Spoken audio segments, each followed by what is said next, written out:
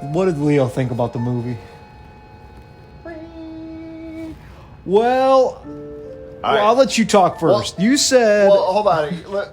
So let me preface this movie, because you were wondering why I picked a movie I had already seen, and you were saying that you saw The Blair Witch, and you weren't into it. It was a documentary style, and you didn't really care for the ending. So I thought it'd be interesting to watch a movie that is like a documentary that but shows a little bit more of what kind of happens at the end. So I'm more curious about what you thought, because I'll tell you what I think about a movie like this. Sure.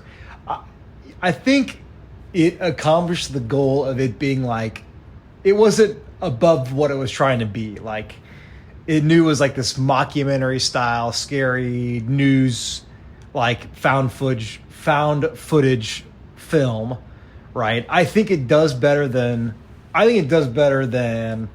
the Blair Witch Project. But again, that was I said this before. I think that was a lot of marketing. That was like the marketing that was earlier than this film, of course. That was like in what was it, 2001? No, it was 1999. No, it was like 99. So like that was like, again, start of the internet.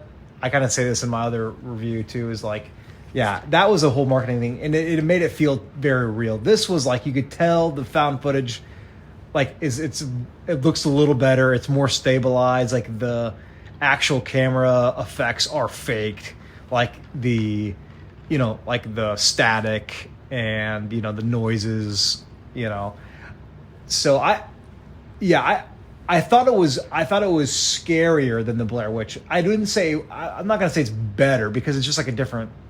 Like it's a different, take on the horror genre. Like the, haunted houses are scary, of course, but like you're kind of blending fictitious with like the real, like what's fake, what's real, and that's kind of where the thrills were. So I liked it. Yeah. I liked it. Yeah, I mean, we can get more into, like, if you want to talk more about Blair Witch specifically. So earlier when I was talking about, like, we were talking earlier about how do we rate this kind of stuff. And for me, I feel like the thing that I always come to is, would I rewatch this? Because I feel like what I would rate a movie and if it's rewatchable are not always synonymous. Yeah, and I definitely. feel like that's the case with a movie. Like to me, this is like a warm blanket horror movie. It's like it's like, you know what you're getting into. They're not trying to be like philosophical or metaphorical. It's like, it's a spooky haunted house, and spooky stuff happens. Yeah. And most of the scares that are in this movie, I would say, are not cheap. They're not like, it's not like some guy that jumps out and there's this cheap jump scare. I think there's a lot of room, not just in horror, but like in movies in general. I think there's a lot of room for a movie to be rewatchable and enjoyable. But like, I wouldn't say this is a particularly good movie. I wouldn't say it's like super great, super interesting. They're not doing anything all that like different than any other movie in this category. But I just enjoy it. Yeah. It's just like, I think it's just enjoyable. I think the warm blanket is kind of hilarious, but pretty true to. Yeah, it doesn't attempt to be more than what it was, what it's supposed to be, and that sounds kind of silly to say it like that, but it's a movie that it was spooky. I was creeped out. I liked it. It wasn't over the top, fakey. The characters are believable. They do, and I kind of go back to do the characters do things that I would do, or do I believe that do they do believable things for their character? I think yes. I think staying in the house, given the fact that some things had happened, they should have left, of course, but they had their reasons to stay. And going back to that, we talked about, there's one part in the movie the guy's creeped out by things that had happened, right? And he is 100% sure, to quote, he's like, "You guys are assholes. I'm leaving. I'm done. Something happens off camera, and then he's like, "Oh, I gotta stay." And we don't know why. So there's a little bit of like hoity-toity, like there's some little seesawing back and forth of, maybe the intelligence of the group. But again, like I said, I think you kind of nailed it. It's just as a horror film, it does what it needs to do. It's decent, It kind of got its point across. Yeah, like I think for movies in this category, I think like, what is it trying to be? And like I will be more critical of a movie that's trying to elevate itself, but not backing it up through either what the characters are doing, what the story is doing, with the things like that. But a movie like this, it's like it's in a way it's like a haunted house. Yeah. It's like what you're getting. You're gonna go in there and there's gonna be spooky stuff. And then eventually it's gonna all be over, and you weren't gonna develop this critical new understanding of the world around you. You weren't going to discover some unknown truth about yourself that you had before. It's like a theme park ride. You strap yourself in, you go through the ride, and then it's over. Yeah. And I think that there's plenty of room for, like I said, plenty of room for movies like this, not just in the category of horror, but just in the category of things in general. Like, I think this is why this isn't as good as, say, The Office, but it's one of the reasons why people watch things like The Office. It's wallpaper, sort of background, ancillary things they could just put in the background. I don't know. So again, like a movie like this, I like it. I don't know that I would give it a very high rating, but I find it a very rewatchable movie. Yeah, I agree. I think the scares were good. I think it's not, like you said, they weren't jump scares, and I think that's important for a film. I think some films can get away with like good jump scares, and I'm glad this one didn't, because I guess in much like a haunted house, there were tricks, there were like camera tricks that freaked you out, but like most of the stuff that was actually scary was stuff that you and also the characters believed, right? The clowns popping up at random locations and they think it's their friends messing with them, but no, it's actually just a mannequin. Like that's pretty creepy, and it's startling. It does kind of set it up with the whole, you go in the basement, there's the demonic symbols, and you think, and then there is a little bit of this backstory, right, of what the heck was the guy's name? Yeah, the Abaddon Hotel. Yeah, Tully. The guy, Tully. Yes, the guy who made it, and it kind of gives you, it kind of hand feeds you the idea that but you kind of get that based on what you know about like the basement has the Bibles in it and all that stuff, whatever. I want to compare it to Late Night with the Devil, because that kind of felt similar-ish in a way that it was like mockumentary, a mock late night show. Yeah. And it's funny because I remember the part in that film that really bothered me was like, it talked about this cult in the California area, and it was almost like they kind of identified him as, he's the cult leader, he's involved in this cult somehow. Right. And it to me, it just misses the mark. But in this way, like I can see where, like, you call it like a blanket, but like metaphorically, I guess it like covers all its bases. Like there is a reason why this is happening, and they experience stuff. You get to experience it with them, and then you see why it happens, and you see what happens at the end, and then that part of the film is done, and then it kind of continues on with the newscaster going into the room at the end, and the same thing kind of happens, and I thought, like I said, it did what it was supposed to do, and there wasn't really a theme to the movie. There's no theme about grief, or there's no theme about whatever, being truthful or having good friends, or you can always count whatever, or like a money or business, whatever. Yeah. It's there just to be a scary movie, and that's why I liked it. I mean, that's all that has to be. Yeah, like I don't think it needs to. I think a movie sets itself up for failure in some ways if you are trying to be this highfalutin, like elevated sort of story of morality. It's like, I mean, it works for some movies, but I think that if you set yourself up for that and you just cannot like really nail that plot and really create convincing characters that can support it, I think that it can really fall flat. I don't know. Like we've said a lot of I've said a lot of good things about this movie. There's plenty of things that are just dumb about this movie. Like at the end, I think that like the end of it being like it was a cult all along and they have black cloaks. It's like, okay, we've seen this a million times, but you know, like I said, like it's fine. Yeah, like it's not.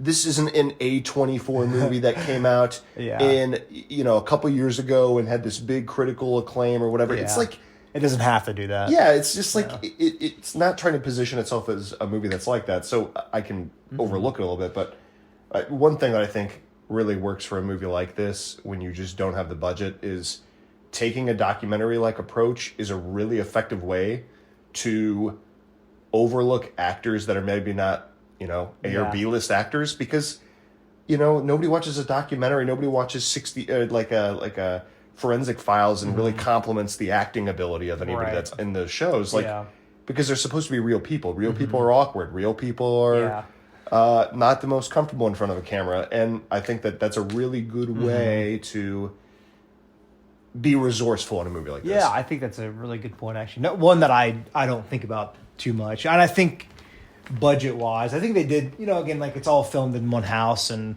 honestly, the one thing the house does well is like, it's very claustrophobic, and we talk about the lines going in, like we're talking about like how you get to a basement in a haunted house would just be horrible anyways, because there's one staircase that's as narrow as like, it's maybe you can fit like one line of people. Yeah, not it's like 26 inches across or 20, it's like not even 2 feet wide. But I think that's it does a good job of making you feel enclosed and kind of like it gives you that haunted house feel, without compromising. I mean, again, but the shortcomings, like you said, could be bypassed because like it's a documentary style. Right? Yeah. The camera work doesn't have to be great because, well, it's on a handy cam or something. Yeah, and they can rely on practical effects because it's a haunted house, and a haunted house isn't going to have green screen and stuff. And the other thing is like, I think a reason why people choose the documentary style of movie when they need to be resourceful is because if something supernatural happens, they'll just be like, well, and the camera glitched. Yeah. And you didn't see any of it. And it's like, fine. Because it's like, to me, it's faithful to every other part of the movie. Yeah. Like, I think it's disappointing when you have a movie that is uninhibited in those ways, but just can't get its point across. So I feel like it backs up its shortcomings by, I guess, just it can't compete with some of these movies because of its budget, because of its for a lot of different reasons. And I think that the choice to make this a documentary, the choice to build this as a haunted house, I think really benefit that, and I think they work really well together. So I don't know, like I think they did a lot with a little. Again, I think resourcefulness is always something I think is really impressive, and I think that I mean, even having seen this probably 3 times now, like, I think that's just once. No, I think that the ability to scare through the things that they use to scare people was really effective. Like, I think it's really effective. I think I got to give props to people. I always like giving props to where it's due, especially like in movies with low budgets, but like the honestly, the stuff you find in the haunted house, that would scare me. Like, despite the weird paranormal things occurring, but like the clowns, the bloody faces, like that is scary. Yeah, if I saw that, I'd be scared. I mean, it's great costume design. Like, those like in I don't know, like there's probably some impressive science to it. Like, how do you make something like that scary without being hokey? Because I see the posters for like the Terrifier movie series, and I'm like, it just looks kind of dumb to me. Is it the clown, the black and white clown? Yeah, it just looks kind of dumb to me. But I think the the ability that they can make those clowns creepy is really effective. Yeah, and it's funny because, you know, we kind of view it through like rose-colored lenses, but, you know, some people might find this movie absolutely terrifying, and some people just, you know, might say that was terrible, you know. So I think you can appreciate these movies that do a good job with what they have, you know. I think, you know, would I watch this again? I think like you said, it's kind of like in the background. Like, it's a good film to watch with a buddy, or, you know, like you're having a scary movie night. Right. I think it's a good film. It's like easy to digest. It doesn't try to be, again, supernatural, ridiculous, you know. Yeah, I think like there was a couple parts. I mean, like throughout this movie, we were kind of talking and joking, and like there were a couple times where I'm like, okay, should I be more zoned in so that like this stuff? But that's not really what kind of movie this is. Like, this is the kind of movie that you put on, you laugh about, you joke about. Like it. Oh yeah. It was filmed and created in a way to allow for that kind of experience. Like it's like a popcorn movie. Like you go to the movie theater, you have a good time. It's fine if you're not totally paying attention because that's, you know, it's not trying to like give you little tiny hints about something. It's pretty overt in what it's doing. So I don't know. Like this is rewatchable to me in the sense that I have already seen it, and but also like when Halloween comes and I'm like, what is something that I want to watch but maybe put in the background? If I see this, I a lot of times will choose it, just put it in the background and just like, it's just whatever. I think it's, you can watch this movie at any point. I feel like if I were to stop 30 minutes in, I could watch it and kind of get the idea without knowing the exposition that was handed to me 20 minutes ago or 10 minutes ago or whatever. Like, you can understand it fairly easily. I think there are some red herrings. I think there are some weird things that they try to make. It just didn't come off very genuine, especially the part where we talked about when Sarah, they're like, "Oh, Sarah, what are you doing?" And she's staring at the statue. Was it like a gravestone or something? And it's in the park when they're filming the commercial. And they make it seem like it's creepy when you're just like, if you're going to look at I mean, how else would you observe a statue? Like, you'd probably look at a random, I mean, it was isolated, right? Yeah. To me, it just seems very normal. But they made her seem very crazy. It was, of the things happening in this movie and in this house, like one of the least weird things, because they're like, they went into an abandoned hotel and they're making a haunted house and they're talking about like all these setups and they got fake blood, and then they're like, wow, it was weird. She was looking at this grave. And it's like, that's like you guys least weird thing that has happened. I will say that, again, we kind of hashed this a little bit, but just staying in the house when those weird things happen, to me, it's a little too much. But again, you got to bring it on somehow. I think Paul, the guy, I guess, who got possessed by a woman you don't know, just by this creepy thing, and it's almost kind of hilarious that he was able to protect himself with a blanket, and it very much reminded me of a nostalgic, you know, I remember you're afraid of the dark, or like you hear noise and you're hiding under your covers as a kid, and then you open it a couple times, and each time the woman gets closer, you know, that to me is, I think it kind of preys on those fears of, you know, of childhood. You kind of think about your childhood when that happens, when you're covering yourself with a blanket, and then the thing that you thought was fake is, no, this thing's actually going to apparently possessed him.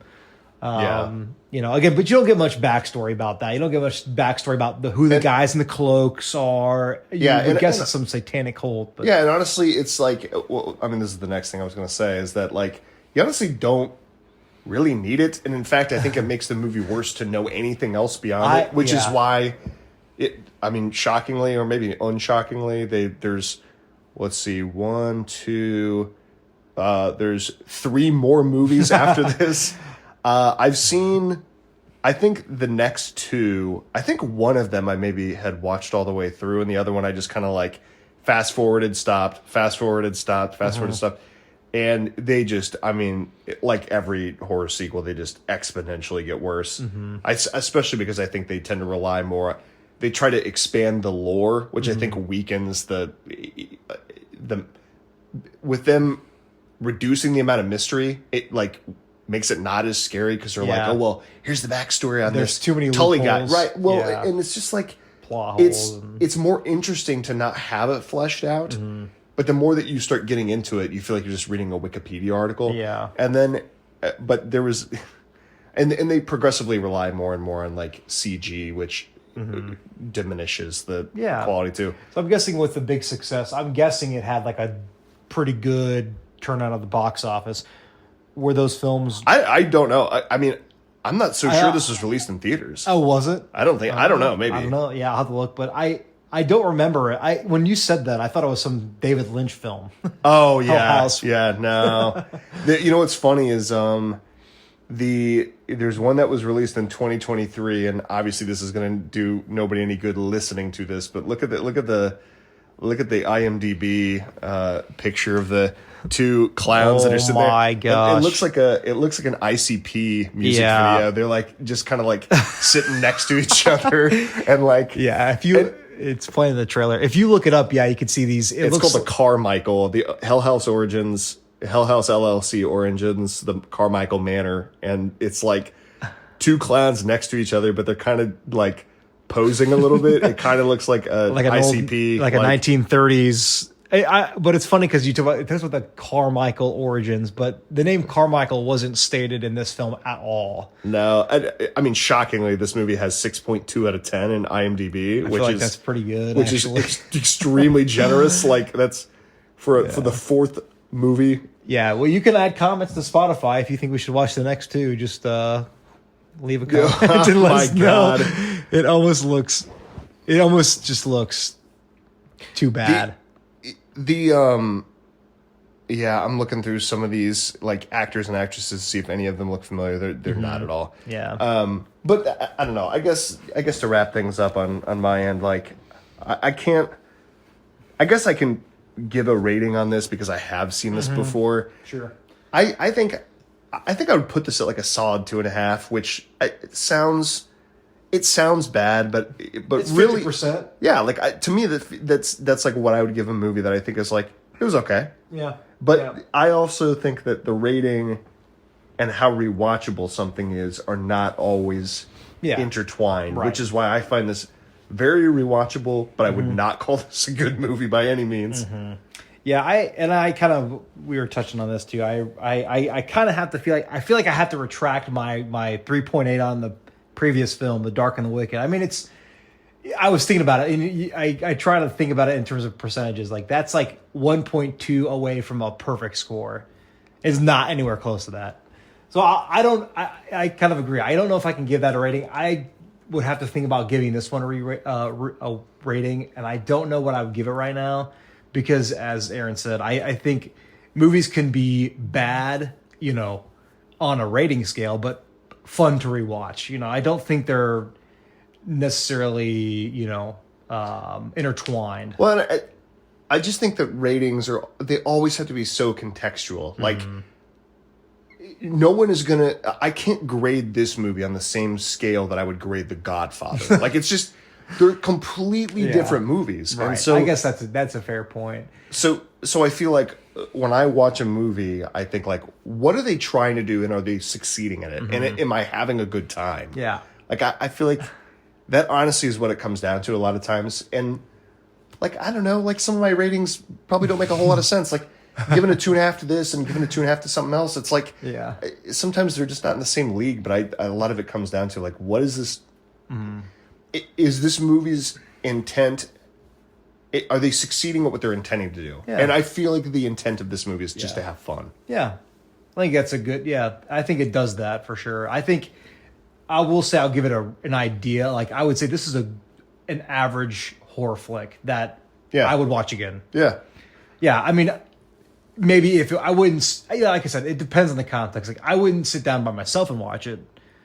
I would probably, if again, Halloween party, you're looking for a good spooky movie that... Or you want to get some work done on your computer and you're like, I just want some in the background, like some on YouTube or some Netflix movie or whatever. And I would say even in a good introduction to the horror genre as well, or found footage genre, I think this is...